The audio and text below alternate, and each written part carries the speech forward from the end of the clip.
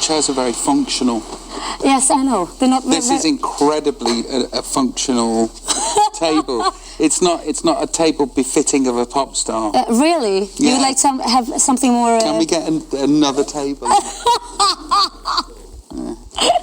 The first thing you do is complaining about our Swedish furniture. Yes, sorry. No, well, Sweden gets it really right with furniture. That's why I was thinking that this is purely functional. I mean, I quite like these chairs. You do? Yeah, in a way. Kind of 50s. Yeah, in a way. Yeah? Yeah. Okay. These chairs could be like, if somebody said, I bought these chairs for £50, you'd be like, oh. But if somebody also... you're insulting the designer. No. But also, if they said these chairs cost £5,000, you'd be like, oh. Okay. It's interesting though, Yeah. that, you know, these are £5,000 designed by Thomas Kikafakadjikin. And you'd be like, I love Thomas Fikajikafakajin. We have not even started the interview, and we're right on the furnitures here. I want to pay more for Thomas Fikajikafajin's chairs. Welcome to Sweden, Robbie. It's great seeing you. It's great to see you too, darling. Yeah, last time I met you was on the Idol stage. The Idol stage? Not on the stage, but behind the stage. Right. Yeah, and it was incredible to see you live there. You were great, I think. Thank you. Why do you keep coming back to Sweden? Is it me? Yes, it's you. It's the people of Sweden. It's the fact that it's my job, you know. I'm a father of 2. I get to support them and my wife.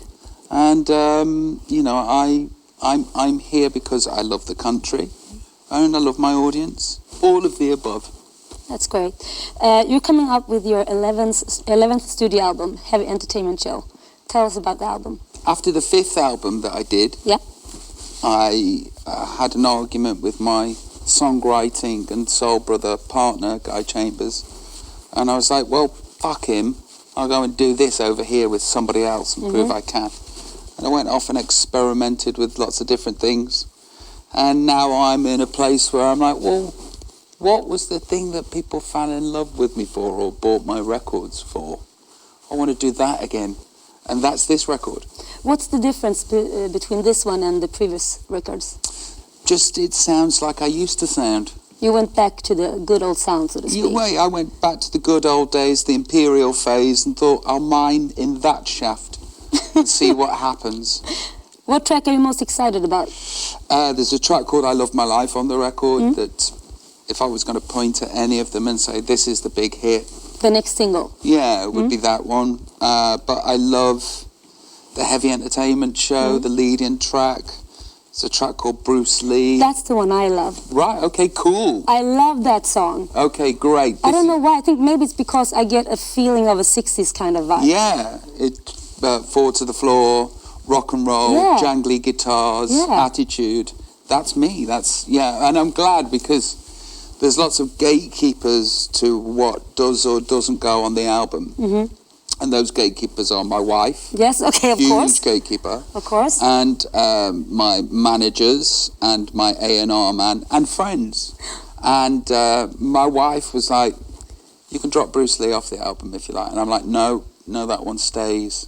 That's good. So, and every time that somebody goes, I like Bruce Lee, I'm like, see, I was right. Yeah, I'm happy you kept it. Yeah, well, I love it. You had your breakthrough at the age of 16. How does that affect you? Gee. I mean, it's a lifelong time in the spotlight, you know? I think it would be the equivalent of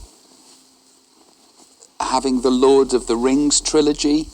To answer your question, how has it affected me?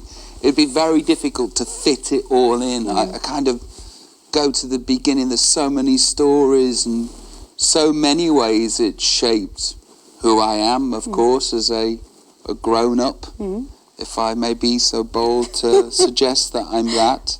But it's such an open-ended question that deserves a bigger answer than I could give you right now. Okay.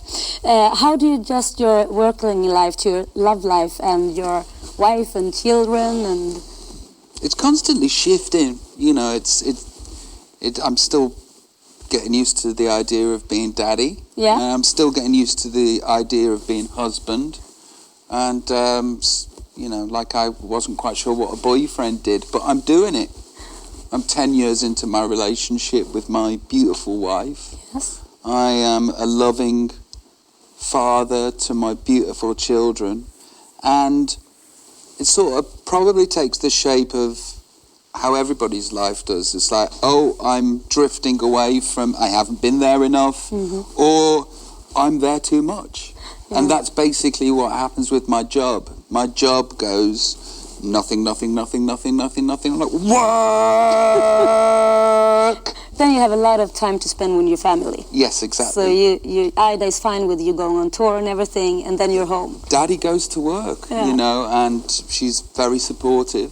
And like I say, a constant refiguring of the finer details of how I live my life and how I get to love and support my children and my family.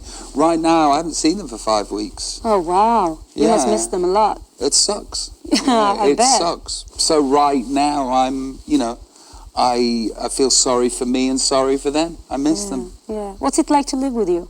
Well, Is it hard? No. No? No, it's not. I'm quite easygoing, understanding. I'm very easy to get along with, but so is my wife. If there would be somebody that I was living with that would have a problem about problems, then I'd be difficult, but such is the human condition, I think. As it stands, me and my wife get on really well. It's been a lot of rumors through the years about your love life. How are you and Ida dealing with that?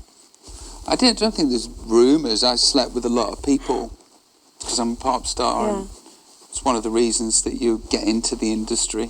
Really? Yeah. That's how it started. Drugs, drink, alcohol, women, and money, and success. And not even in that list was artistic happiness. That's come as a second thing. And my wife is unique. Yeah. You know, she's unique. We'd be like watching the television and I'd be like, oh, slept with her. Oh my God. I know she's completely immune to oh my godness. Completely. You can just sit there and say, I slept with her. And sometimes I just point at the screen and she knows what I mean. Wow. And then she's like, her? And I'm like, yeah. And she's like, oh my God. And then I have to Google what that person looked like in the 90s. Oh my God. Like, oh, but she used to look like this. She's like, oh, honey, still. But she's very, very different. We have a very, not open relationship, because that's not, that'd be the wrong term, but we have a very open relationship in how we talk about sex and different partners. I'm very happy for you, and you seem very satisfied about your life, and I'm very happy that you're playing here in Sweden. I'm looking forward to it. Cool. Me too. Okay, thank you for coming. Thanks, darling.